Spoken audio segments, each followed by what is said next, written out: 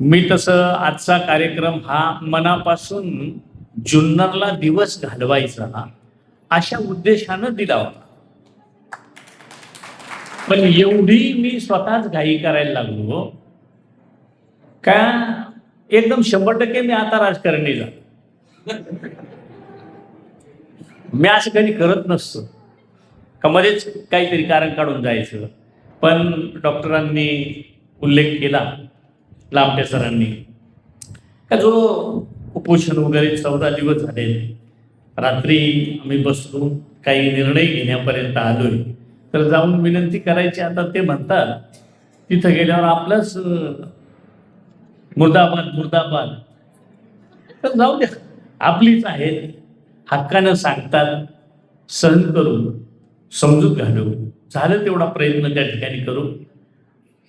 ह्या कार्यक्रमाच्या निमित्तानं गवारी सरांनी उल्लेख केला, त्यांनी त्यांचे कष्ट, आता मी पाहिले कष्ट, म्हणजे मी समक्ष नाही पाहिले, पण पुस्तकाचं शेवट पाहिल्यानंतर माणसाला वाटतं का हे किती कष्ट लागले असतील.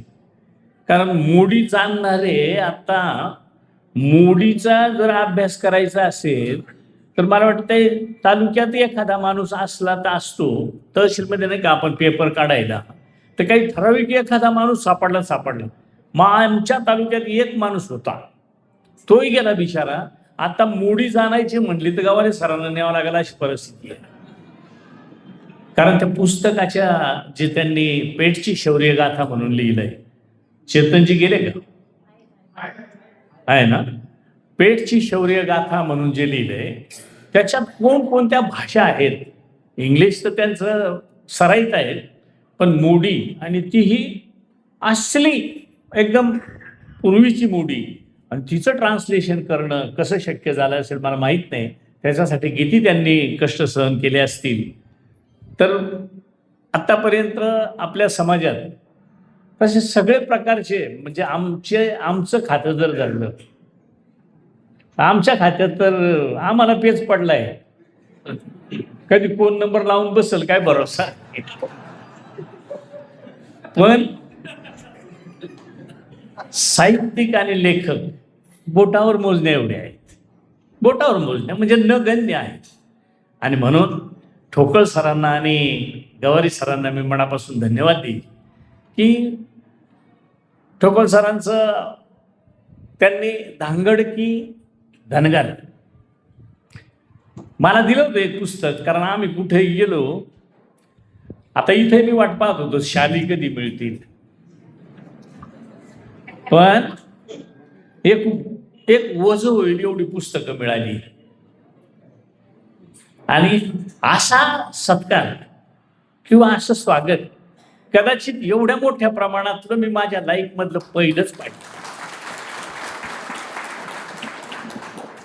मला पुस्तक ठोकळ सरांचं मिळालंय, पण आज मला जाणवायला लागलं, कारण आपले अध्यक्ष दाभाडे सर त्यांनीच मला वाटतं मला पुस्तक दिलं होतं ते. पण अजून एक पेज, जसं ठोकळ सरांनी सांगितलं, विकत घ्या, फुकट घ्या, पण वाचा. आता मला तसंच दिलं होतं तरी अजून वाचता नाही आलं. पण निम्मार्ध डॉक्टर सुपे साहेबांनी, दाभाडे सर असतील किंवा लेंबे असतील, किंवा हा आपला पुण्याचा जो काही ग्रुप आहे किंवा नाशिकचा ग्रुप आहे, चंद्रपूरचा, ह्या लोकांच्या ज्या वेळेला चर्चा होत्या त्यावेळेला निश्चित मी बारकाईनं ऐकत असतो. मला वाटते निम पुस्तक तर माझ्या कानात यांनी तसंच ओतलं असेल, कारण नेहमी चर्चा ह्याच होत असतात. पण तरी सुद्धा मी त्या पुस्तकाचं पान जरी वाचलं नसेल तर अनेकांना त्याचं मार्गदर्शन, का किती लोक, म्हणजे जसं आता 9 ऑगस्टचा सांगितलं तर आहे, आपण बांगरे साहेब ना, शास्त्रज्ञ बांगरे साहेबांनी सूचना केल्या, अगदी खऱ्या आहेत. पण बांगरे साहेब निश्चित मान्य करावं लागेल का आता पूर्वीप्रमाणे अजिबात राहिलेलं नाही. अजिबात नाही म्हणजे आहे अजून काही अंशी ग्रामीण भागात अजूनही त्याचा विपर्यास केला जातो, थोडंसं चुकीच्या पद्धतीने अजूनही त्याची धामधूम केली जाते. पण बरेचसे कार्यक्रम जे काही होतात ते खरंच चांगल्या पद्धतीचे प्रबोधन करणारे कार्यक्रम त्या निमित्तानं होत असतात. जसं 9 ऑगस्ट हा एक तर मला वाटतं आधी आपल्याला माहीतच नव्हता. त्याची सुरुवात अगदी हळूहळू झाली. तिचं स्वरूप आज जर पाहिलं तर अनेकांना त्याचे डोळे फाटायला लागलेत. कोणत्या ना कोणत्या वेगवेगळ्या हेतून वेगवेगळ्या प्रकारे त्याच्यात अडचणी कशा येतील असं पाहिलं. कारण त्याच्यात तुम्ही सगळ्यांनी सपोर्ट केल्यामुळे मी 8-9 वर्षापासून मुंबईमध्ये माझी खंत होती का सगळ्या ठिकाणी पुण्यात तुम्ही सगळे होते म्हणून पुण्यातही आदिवासी दिन व्हायचा. मी एकच वर्ष पाहिली रावणाची ताटी नाचून तिकडं गावाकडं.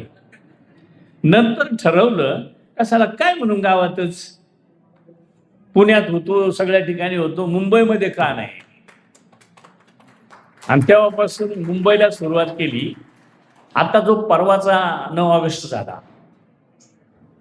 मला वाटते सर होते आपल्याला नसत जमलं पण डॉक्टर सुपे साहेब होते आणि बरीचशी पुण्याची मंडळी होती. तर अतिशय सुंदर कार्यक्रम 3 दिवसाचा कार्यक्रम झाला. 3ही दिवस वेगवेगळ्या मुलांनी मार्गदर्शन केलं का अक्षरशः एका मुलीनं पहिल्या दिवशी मला वाटते तर तिनं तिचा जर्नी सांगताना ढसढसा रडली. स्पोर्टमध्ये ती मला वाटते गोल्ड मिळाले तिला. तसा एक अपंग पोरगा त्यानं मिळवलेलं शौर्य त्याचं मार्गदर्शन त्याने सांगितलं. म्हणजे इतरांना स्फूर्ती मिळावी ह्या दृष्टीनं त्या कार्यक्रमांमध्ये कळत न कळत नाचण्याबरोबर कुदण्याबरोबर बाकीचंही होतंय. जेव्हा नागपूरची एक आपलीच आदिवासी कन्या होती त्याने पवार साहेबांच्या समोर इंग्लिशमध्ये ज्या वेळेला भाषण केलं तर अक्षरशः सगळेजण टक लावून तिच्याकडे बघत होते. म्हणजे आहे ना का जे आपल्यात एक न्यूनगंड आहे का हे आम्ही नाही करू शकत पण ह्या अशी मुलं किंवा असे शास्त्रज्ञ असे लेखक आपल्याला दाखवून देतात चालना देतात का हे आपण करू शकतो हे सहज शक्य आहे हे सांगण्याचं धाडस हे यांच्या वाचनानं आपल्याला त्या ठिकाणी मिळेल. म्हणूनच साठी यांनी जी काही पुस्तकं लिहिलीत ती सगळ्यांपर्यंत पोहोचवण्याच्या दृष्टीनं आपण सगळ्यांनी प्रयत्न करूया. आणि सरांनी उल्लेख केला का दुसरा उठावाची दुसरी प्रत दुसरी नाही माझी तर अपेक्षा राहील तिसरी सुद्धा सुरू करू. कारण माझ्या डोक्यात एक कल्पना जेव्हा पेटची शौर्य गाथा ही कल्पना मला सहज आली सहज. कारण मी विश्वकोशाचा मला थोडा छंद होता आधी वाचायचा. आता काय वाचायचा हा विषयच येत नाही. थोडंफार वाचलं तर वाचतो पण विश्वकोशात ज्या वेळेला मी इंडेक्सवरच पाहिजे इंडेक्समध्ये आपलं आदिवासीचं कुठं काही दिसतं का तेव्हा 16वा का 18वा खंड चालू होता. आता काहीतरी 22 का 24वा खंड त्याचं लिखाण चालू आहे. त्याच्यात आदिवासी हा अगदी नगण्य म्हणजे नाहीच जमा आहे. आणि मग तेव्हा मी अशी चर्चा करायचो दोस्तांमध्ये का आपल्याला काही इतिहासच नाही का. आणि मग गवारी सरांनी जेव्हा उठाव लिहिला पण तो उठाव मला दिला तेव्हापासून मला वाटायला लागलं का आपण सुद्धा आता गवारी सरांच्या बरोबर उठाव करायचा. आणि मग पुस्तकांचा उठाव सुरू झाला. आणि त्या दिवसापासून माझी कल्पना होती का सर काही करा का खूप चांगला बाळगीच्या माचीचा इतिहास वगैरे खूप लांबपर्यंत सटाण्यापर्यंत लिहिलाय त्यांनी पण थोडा त्रोटक स्वरूपात आलाय. आणि मग पेठला इतिहास जो मला जवळून माहीत होता किंवा मी जो जवळून ऐकला होता तो इतका भयानक मोठा का त्याच्यात सगळ्यात 80-90% आदिवासींचंच योगदान आहे अशा पद्धतीचं त्या पुस्तकात आलं. आणि मी ऐकूनही होतो. आणि म्हणून ती चालना त्या ठिकाणी मलाही मिळाली. तर मी निश्चित गवारी सरांना किंवा ठोकळ सरांना त्यांनी धांगड धनगर म्हणजे हे मला वाटतंय गाईडच झालं. काय अपेक्षित का पूर्वी गाईड म्हणायची त्याला नवनीत पहा आवडतो नवनीत. नवनीत सारखंच आपल्या समाजाचं नवनीत म्हणून हे पुस्तक त्या ठिकाणी सरांनी तयार केलंय. भविष्यात अजून अशा प्रकारच्या आपल्यावर आता कमी नजरा नाही आहे. एक दिवस असा होता म्हणतात, आदिवासी म्हणायचं तर सगळंच दूर होतं. आता सगळेच जण कशा काय एवढे प्रेमात पडले, सगळ्यांना आदिवासी व्हावं असं वाटायला लागलं. म्हणजे जनरल कोणी असणारच आहे तिथं, त्यांना माझा विरोध नाहीये. पण आहे ना बाबा, जो कोणी खरंच आता इथं मला आल्या आल्या यांना कोण डामशे सरांनी, मला वाटतंय डामशे सरांचा अभ्यास म्हणजे त्याच्यावर त्यांची PhD झालेली आहे. मी त्यांना तेच सांगितलं, आता तुम्ही दमू नका, सध्या हा सीझन चालू आहे का तुम्ही ज्याच्यावर अभ्यास करता, कारण आम्हाला जो म्हणजे काय हे तुम्ही मंडळी म्हणता आमदार, आमचे आमदार साहेब, आमचे आमदार साहेब, ज्यांना आपल्यात यायचं आहे ते बाकी घोडे लावून माय माय करून शिव्या घालतात. मग कोणी रील करतं पाठवतं, कोणी समोरासमोर तोंडावर शिव्या घालतं. बरोबर आहे ना लांबटे साहेब?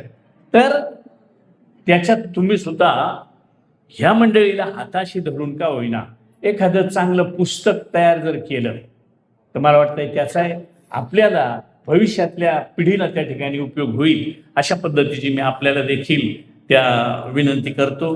मी बोलायला लागलो तर खूप बोलावं लागतं, परंतु इकडं हो ना, मग त्याच्यावर आता त्याच्यावर आपण निवळ बसूनच सांगून चालणार नाही ना. जसं आता हे धनगरांचं पुस्तक लिहिलं म्हणजे संपलं नाही, अजून ते पेटतच आहे. तसं बोगसांचं अजून ते पेटतच आहे, तसं बंजारांचं पेटतच आहे. अजून कोण कोण 2-3 आहेत का आम्ही कोळी, मग ते मराठवाड्यातले कोळी, विदर्भातले कोळी ते वेगळे, इकडे हे मच्छीमार कोळी ते म्हणतात आम्ही तुमचेच. हे बाबा सगळेच आमचे आहेत, पण ते काय म्हणून आम्हाला त्रास देता. नको त्या पद्धतीचे पुरावे, नको त्या पद्धतीचं, पण कुठेही त्यांचा ताळमेळ आपल्याशी लागत नाही. त्या दृष्टीनं आपण हे लिखित स्वरूपात जो अभ्यास करता आणि लिहिता, तर मी खरंच मनापासून आपल्याला धन्यवाद देईल. आपल्या दोघांनाही लेखकांना मी मनापासून धन्यवाद देईल.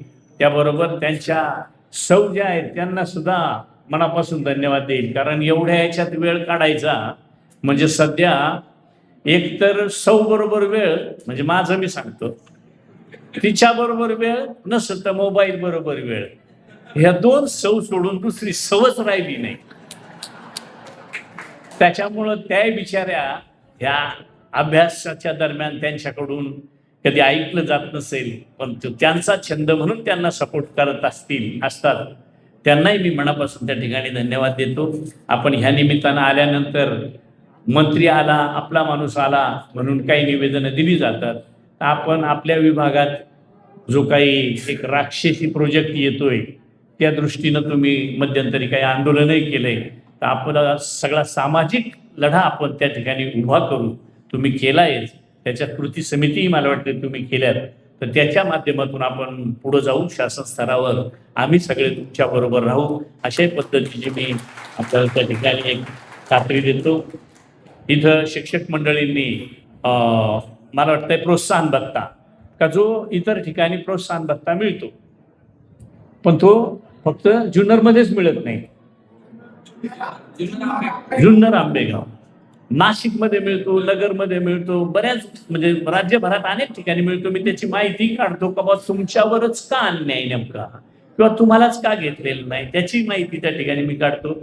अशा पद्धतीने तुम्ही मंडळीनं काही वैयक्तिक एका सरपंच ताईने मला काहीतरी गावातल्या विकास कामांसाठी पैसे द्या, तर ताई काय झाले, प्रत्येक गोष्ट हो म्हणणं बरोबर राहते, पण पैशात हो म्हणणं का अवघडच जातं. कारण आम्हाला शेवटी मर्यादा येतात आणि मर्यादा येऊनही त्याच्यातूनही मार्ग काढू, पण मोठ्या कामांचा बजेटशिवाय पर्याय नसतो. जसं मध्यंतरी मला वाटते आपले दुसरे एक साहित्यिक आहेत आपले हे काय आमचे पुण्यावाले काय त्यांचं नाव नंदकर साहेब, राजू नंदकर, त्यांनी मला एक रस्ता दाखवला होता. तेव्हा बजेटच नेमकं चालू होतं, दिलं होतं मी करून. तसं काही रस्त्यांची कामं मागितलीत, काही वेगवेगळी छोटी मोठी कामं मागितली, तर निश्चित जिथं जिथं शक्य होईल तिथं देण्याचं काम त्या ठिकाणी करेल, अशा पद्धतीची मी आपल्याला खात्री देतो.